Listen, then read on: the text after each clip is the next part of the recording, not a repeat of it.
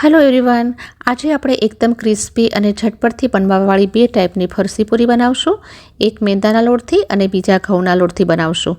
બંને રીતથી આ પૂરી બહુ જ ટેસ્ટી, ક્રિસ્પી અને ઝટપટથી બને છે। તમે એને સ્ટોર કરીને લાંબા સમય માટે પણ રાખી શકો છો। તો ચલો બનાવવાનું શરૂ કરીએ। સૌથી પહેલાં મેંદાથી બનાવવાનું શરૂ કરશું। એના માટે મિક્સિંગ બોલમાં 1/4 કપ જેટલું પાણી લેશું। એની સાથે આપણે એમાં મોયણ માટે 5 ટેબલસ્પૂન તેલ એડ કરશું। આજે આપણે થોડી ડિફરન્ટ મેથડથી લોટ બાંધશું। એકવાર આ રીતે ફરસી પૂરીનો લોટ બાંધીને જરૂર ટ્રાય કરશો, બહુ જ સુપર રિઝલ્ટ મળશે। 1 ચમચી તલ એડ કરશું। 1 ચમચી અજમાને હાથેથી ક્રશ કરીને એડ કરશું। 1 ચમચી જીરું લેશું, એને પણ હાથેથી મસળીને લેશું। 1/4 ટીસ્પૂન હિંગ નાખશું અને નાની ચમચી હળદર નાખશું। 1 ચમચી કાશ્મીરી લાલ મરચાંનો પાવડર પણ એડ કરશું અને 2 મોટી ચમચી કસૂરી મેથી નાખશું। એકદમ માર્કેટ જેવી પૂરીનો ટેસ્ટ મળશે। સ્વાદના અનુસાર મીઠું એડ કરી લેશું। તમે આમાં કાળા મરીનો પાવડર પણ એડ કરી શકો છો। હવે આ બધી જ વસ્તુઓને સારી રીતે મિક્સ કરી લેશું। એની સાથે જ 2 કપ મેંદો એડ કરીશ। સારી રીતે મેળવી લેશું। જરૂરિયાતના હિસાબે એમાં પાણી એડ કરશું અને પરોઠાનો જેવો લોટ બાંધીએ છીએ એના કરતાં થોડો કઠણ લોટ બાંધીને તૈયાર કરશું। તો લોટ બાંધતી વખતે મને અહીંયા અડધો કપ પાણીની જરૂર પડી છે।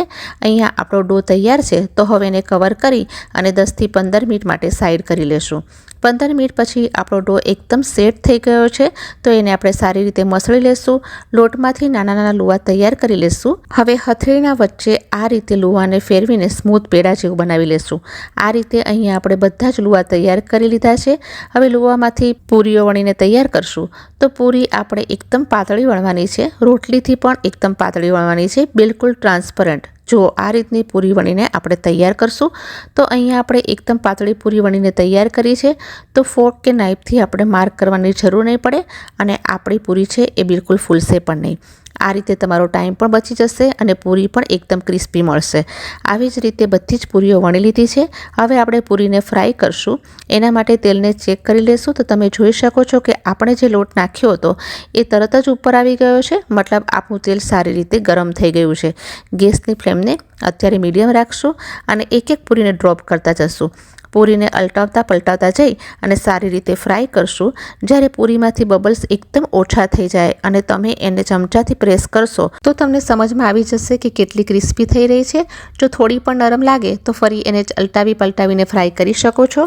પૂરીનો કલર થોડો ચેન્જ થઈ જાય અને પૂરીમાંથી અવાજ આવવાનું શરૂ થઈ જાય તમારે એને બહાર નીકાળી લેવાની છે। એક બેચને ફ્રાય થવામાં 2 થી 3 મિનિટ લાગે છે। તો અહીંયા તમે જોઈ શકો છો કે પૂરીનો કલર હલકો ચેન્જ થઈ ગયો છે અને ક્રિસ્પી પણ થઈ ગઈ છે। તો એને નીકાળી લેશું। સેમ વેથી બધી જ પૂરીઓને ફ્રાય કરી લેશું। તો અહીંયા આપણી બધી જ પૂરીઓ રેડી થઈ ગઈ છે। તો તમે જુઓ એકદમ ક્રિસ્પી અને માર્કેટ જેવી ફરસી પૂરીનો ટેસ્ટ થયો છે। આ પૂરીને તમે એરટાઇટ કન્ટેનરમાં ભરીને 1 મહિના સુધી સ્ટોર પણ કરી શકો છો અને બિલકુલ ખરાબ થતી નથી। હવે આપણે ઘઉંના લોટની સાથે પૂરી બનાવશું અને એ પણ બહુ જ ટેસ્ટી બને છે। એના માટે મિક્સિંગ બોલમાં 2 કપ ઘઉંનો લોટ લેશું। જેનાથી આપણે રોટલી બનાવીએ છીએ એ જ નોર્મલ લોટ યુઝ કર્યો છે। સ્વાદના અનુસાર મીઠું એડ કરશું। 1 નાની ચમચી હળદરનો પાવડર નાખશું। 1 ચમચી લાલ મરચાંનો પાવડર નાખશું। 1/4 ટીસ્પૂન હિંગ એડ કરશું। 1 ચમચી જીરાને હાથેથી મસળીને એડ કરશું। 4 મોટી ચમચી તેલ એડ કરશું મોયણના માટે। બધી જ વસ્તુઓને પહેલાં હાથેથી મિક્સ કરી લેશું। લોટમાં આ રીતનું બાઇન્ડિંગ આવવું જોઈએ, વધારે પણ શેપ હોલ્ડ ના થવો જોઈએ। તેમ છતાં તમારી પૂરી ક્રિસ્પી જ બનશે। થોડું થોડું પાણી નાખીને આપણે લોટ બાંધી લેશું। અડધો કપ પાણીની જરૂર પડી છે લોટ બાંધવામાં। લોટને આપણે કઠણ જ બાંધવાનો છે। તો લોટ બાંધીને તૈયાર થઈ ગયો છે। આટલો જ લોટને કઠણ બાંધવાનો છે।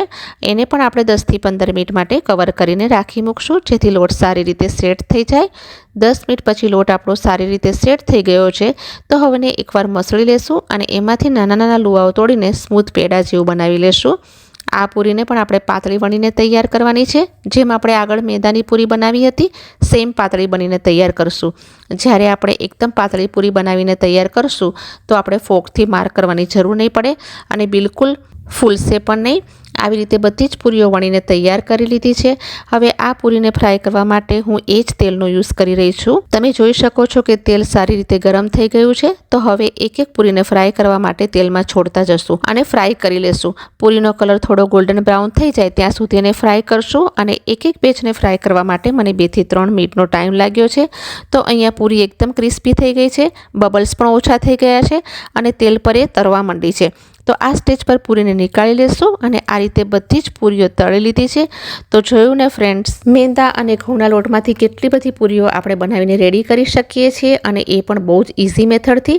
તમે એની ચાની સાથે કે પછી આ પૂરીને ચાટની જેમ પણ એન્જોય કરી શકો છો અને બાળકોને ટિફિન બોક્સમાં પણ આપી શકો છો.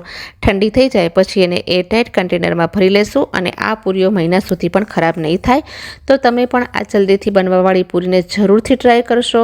એનું ક્રિસ્પીનેસ પણ અમેઝિંગ છે. તો કેવી લાગી તમને આજની આ બંને પૂરીની રેસીપી? જો સારી લાગી હોય તો પ્લીઝ વિડીયોને લાઇક કરજો, શેર કરજો અને સબસ્ક્રાઈબ કરવાનું બિલકુલ ના ભૂલશો.